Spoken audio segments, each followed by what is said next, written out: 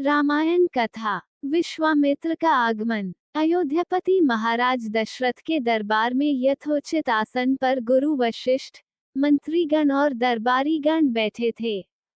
अयोध्या नरेश ने गुरु वशिष्ठ से कहा, हे गुरुदेव, जीवन तो क्षणभंगुर है और मैं वृद्धावस्था की ओर अग्रसर होते जा रहा हूँ।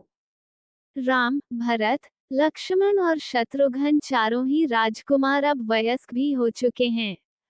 मेरी इच्छा है कि इस शरीर को त्यागने के पहले राजकुमारों का विवाह देख लूं। अतः आपसे निवेदन है कि इन राजकुमारों के लिए योग्य कन्याओं की खोज करवाएं। महाराज दशरथ की बात पूरी होते ही द्वारपाल ने ऋषि विश्वामित्र के आगमन की सूचना दी। स्वयं राजा दशरथ ने द्वार तक जाकर विश्वामित्र की अभ्यर्थना की और आदरपूर्वक उन्हें दरबार के अंदर ले आए तथा गुरु वशिष्ठ के पास ही आसन देकर उनका यथोचित सत्कार किया। कुशल क्षेम पूछने के पश्चात राजा दशरथ ने विनम्र वाणी में ऋषि विश्वामित्र से कहा, हे मुनिश्रेष्ठ, आपके दर्शन से मैं कृतार्थ हुआ तथा आपके चरणों की पवित्र धूलि से यह राजदरबार और संपूर्ण अयोध्यापुरी धन्य हो गई। अब कृपा करके आप अपने आने का प्रयोजन बताइए। किसी भी प्रकार की आपकी सेवा करके मैं स्वयं को अत्यंत भाग्यशाली समझूंगा। राजा के विनयपूर्ण वचनों को सुनकर मुनि विश्वामित्र बोले, हे राजन, आपने अपने कुल की मर्यादा के अनुरूप ही वचन कहे हैं। इक्ष्वाकु वंश के राजाओं की श्रद्धा भक्ति गौ, ब्राह्मण और ऋषि मुनियों के प्रति सदैव ही रही है। मैं आपके पास एक विशेष प्रयोजन से आया हूँ। समझिए कि कुछ मांगने के लिए आया हूँ। यदि आप मुझे वांछित वस्तु देने का वचन दे तो मैं अपनी मांग आपके सामने प्रस्तुत करूँ। आपके वचन न देने की दशा में मैं बिना कुछ मांगे ही वापस लौट जाऊंगा। महाराज दशरथ ने कहा, हे ब्रह्मर्षि, आप निसंकोच अपनी मांग रखें। संपूर्ण विश्व जानता है कि रघुकुल के राजाओं का वचन ही उनकी प्रतिज्ञा होती है। आप मांग तो मैं अपना शीश काट कर भी आपके चरणों में रख सकता हूँ। उनके इन वचनों से आश्वस्त ऋषि विश्वामित्र बोले, राजन, मैं अपने आश्रम में एक यज्ञ कर रहा हूँ।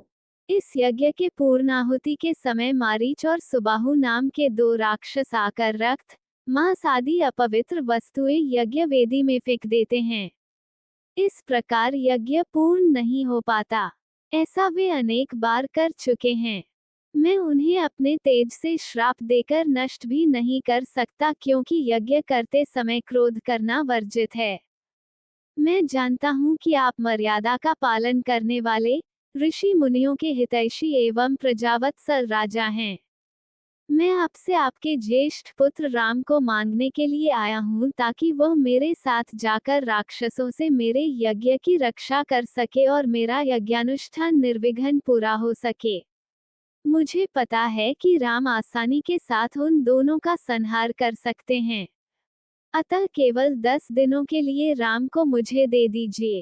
कार्य पूर्ण होते ही मैं उन्हें सकुशल आपके पास वापस पहुंचा दूंगा। विश्वामित्र की बात सुनकर राजा दशरथ को अत्यंत विषाद हुआ। ऐसा लगने लगा कि अभी वे मूर्छित हो जाएंगे।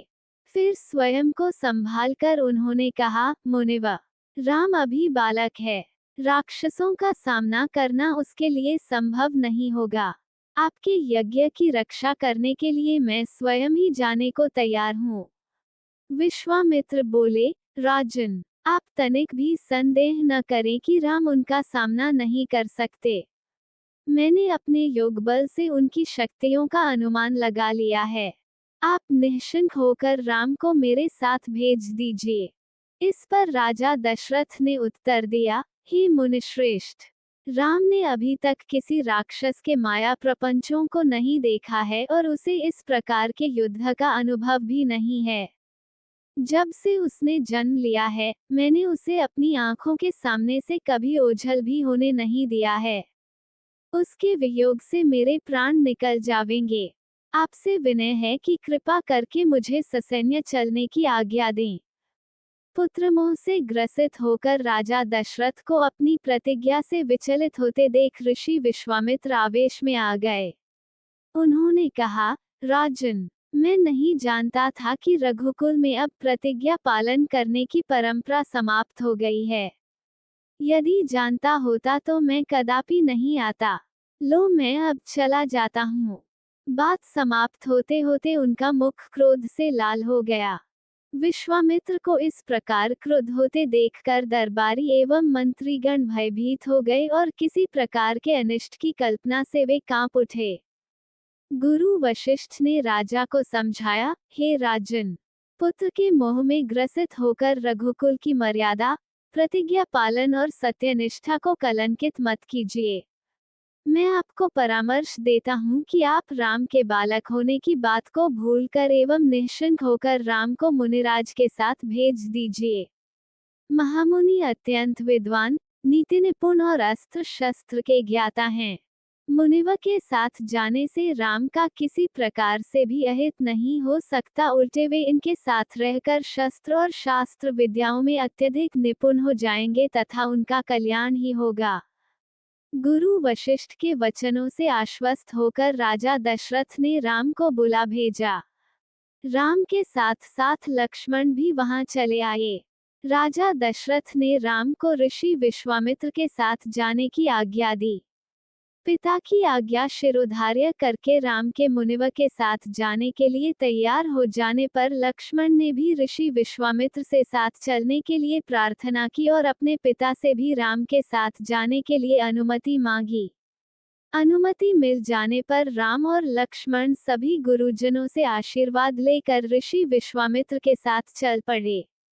समस्त अयोध्या वासियों ने देख कि मंद धीर गति से जाते हुए मुनिश्रेष्ठ विश्वामित्र के पीछे पीछे कंधों पर धनुष और तरकस में बाण रखे दोनों भाई राम और लक्ष्मण ऐसे लग रहे थे मानो ब्रह्मा जी के पीछे दोनों अश्विनी कुमार चले जा रहे हों।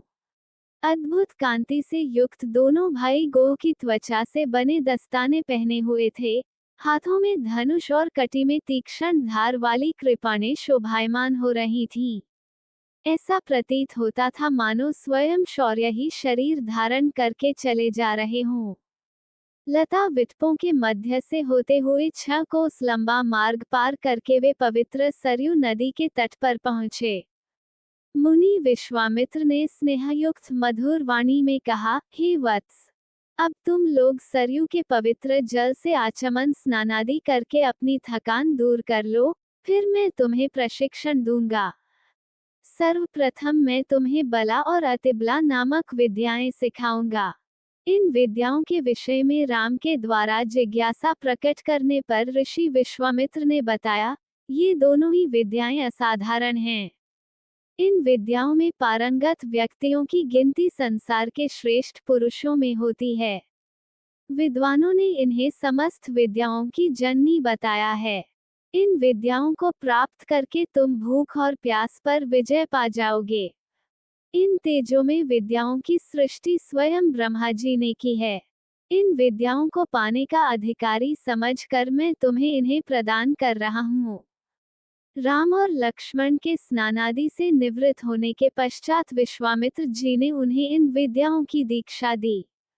इन विद्याओं के प्राप्त हो जाने पर उनके मुखमंडल पर अद्भुत कांति आ गई। तीनों ने सरयू तट पर ही विश्राम किया।